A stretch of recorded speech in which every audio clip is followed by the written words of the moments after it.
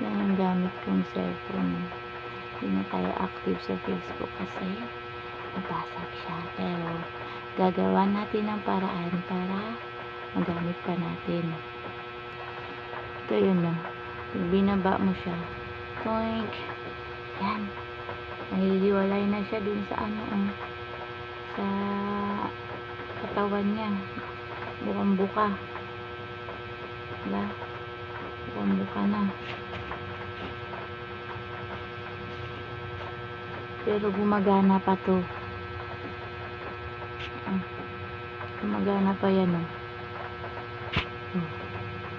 Ito natin.